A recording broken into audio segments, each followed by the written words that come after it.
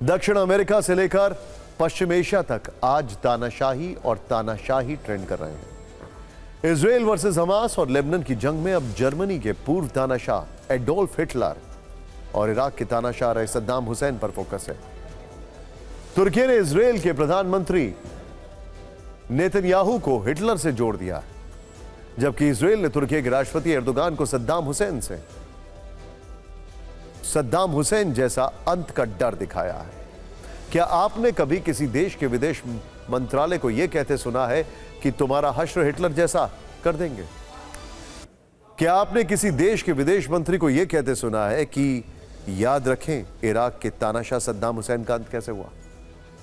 वैसे कूटनीति की भाषा बेहद संजीदा और गोलमोल होती।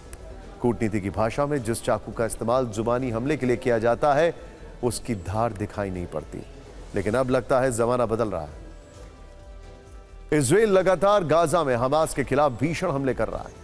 7 अक्टूबर के बाद से जारी जंग में अब तक 35,000 से ज्यादा फिलिस्तीनियों की मौत हो चुकी है। ईरान और तुर्की फिलिस्तीन के समर्थन में खड़े हैं और इजराइल की सैन्य कार्रवाई का विरोध कर रहे हैं। इजराइल तुर्की के बीच तानाशाह वाली तकरार की शुरुआत तुर्की के राष्ट्रपति एर्दोगान की धमकी से हुई। Excuse me. एर्दोगान ने गाजा पे हमले ना रोकने पर इजराइल को मिलिट्री एक्शन की धमकी दी।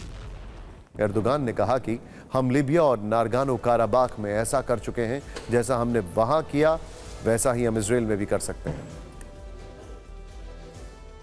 एर्दोगान की धमकी के बाद इजराइल हमास युद्ध और फिलिस्तीन में जारी नरसंहार, यह सब पीछे छूट गया है और फोकस में हिटलर और सद्दाम हुसैन आता है।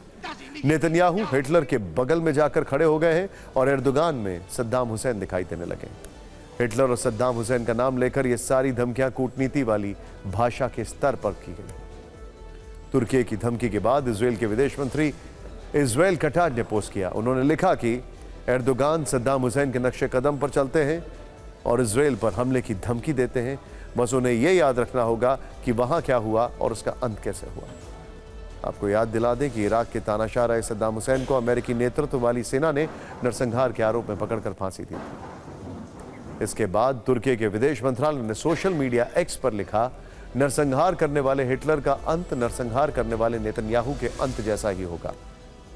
जैसे नरसंहार करने वाले नाज़ियों को जवाबदेह ठहराया गया था, वैसे ही उन लोगों को भी जवाबदेह ठहराया जाएगा जो फिलिस्तीनियों को नष्ट करने की कोशिश करते हैं। मानवता फिलिस्तीनियों के साथ खड़ी होगी। आप फिलिस्तीनियों को नष्ट नहीं कर पाएंगे। अब खतरा इस बात का है कि हिटलर और सद्दाम का नाम लेकर इजराइल और तुर्की के बीच शुरू हुई जुबानी जंग कहीं नए संघर्ष में तब्दील ना हो जाए।